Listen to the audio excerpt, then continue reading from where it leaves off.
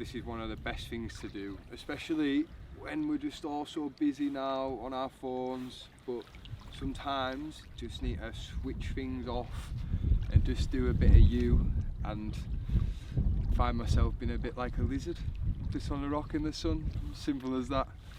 Then just go and kill ourselves in some cold water. No, but honestly, one of the best things. Look at it, what a beautiful place. Obviously you're going to have that initial shock, and I think that's what could really put people off cold water. So, you know, little tips is just put a leg in, or put a hand in, or, you know, the biggest thing you can do is just get yourself in there. Just put it on, but you've got to have this is key with your breathing. Unless you're going to be gasping for air, you're going to be panicking. The way to do it is, before you go in, get your cycle of your breathing pattern fully in check. So 30 rounds of deep breaths. So you would literally, you want to, when you breathe in, you can test it now. If your breathing's quite shallow, you know, get nice, fill your lungs, get nice deep breath, get the cycle of breathing right. So when you breathe in, all the way in through your abs, all the way in through your chest, even into your head, and then you're going to breathe out. So you're going to just breathe. So it's nice and easy, simple as breathing as that, but you're going to do 30 deep breaths in and out. You're going to do 30 deep breaths in and out, and on your last breath, when you're going to breathe out, you're going to exhale out. Make sure everything's empty completely. Then you're going to hold for as long as you possibly can. So the reason you're doing this is to create more adrenaline into the body, so it acts as a painkiller when you go into the water. By increasing the adrenaline in your body by holding your breath, and you've got to really hold it till you're gasping for more, to the body releases more adrenaline. That acts as a painkiller when you go into the water. But you've also, in your subconscious mind, you've got your breathing pattern right. So when you go into the water, you quickly gasp for air, you can quickly regain that cycle of breathing that you need. So back to the breathing round. So once you've done your 30 deep breaths, you've done your exhale out, and you've held it for as long as we possibly can, take a sharp breath in, right into the head, and you're going to hold that for 15 seconds. Once you've done that, breathe out and start the rounds again. So I would say do about 3 rounds, and then you'll be in a good headspace. You'll also be quite chilled out as well. So there's lots of benefits you can do, but mainly a psychological approach. Once you get your breathing right, you'll be good to go. So let's go for it. Let's do some of the breathing techniques while we're here. So like a little lizard on my little rock, we'll go for it. So let's do it. So we're going to do 30 deep breaths in and out. Hold the last breath on the exhale on the way out, and then we're just going to take a sharp breath in after that, hold for 15 seconds, and then do a couple more rounds. Let's do some breathing, so I'll get my breathing right back after it. So let's go. 30 deep breaths. Let's go for it. So 3, 2, 1.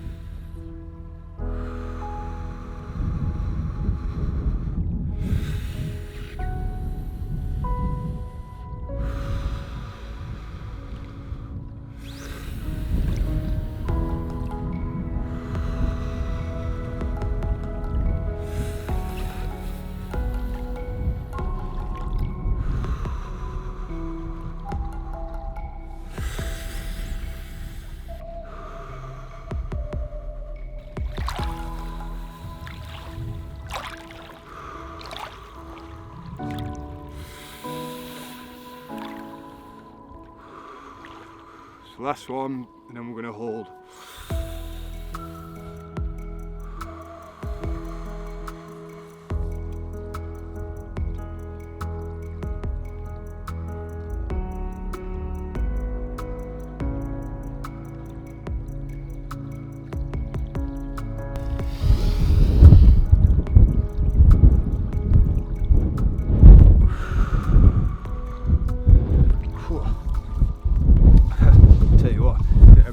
naturally high there as well.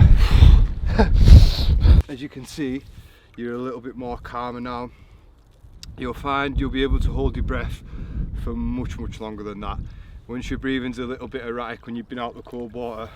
So you really want to do this beforehand for the benefits of it, but I just like to do it after it, just to get my breathing right, you know, get myself feeling back to normal. I don't like sort of getting in the car and rushing off.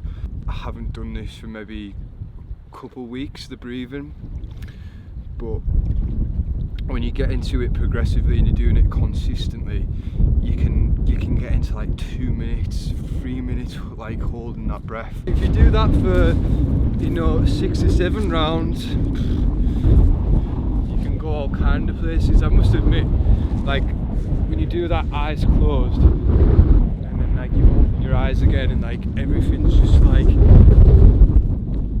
well, it's like being on mushrooms. Everything's a little bit better. Everything's a little bit more detailed with nature. It's more colourful. I mean, it just looks absolutely mental. But yeah, it's one of the ways to really get rid of any anxiety, or if you just want to feel a little bit better, or if you want a little competition with yourself, you know, it can really improve your cardiovascular. And you know, if you're a long distance, maybe athlete, runner, whatever, you know, that's really going to benefit you as well. So little hidden tricks of the human nature.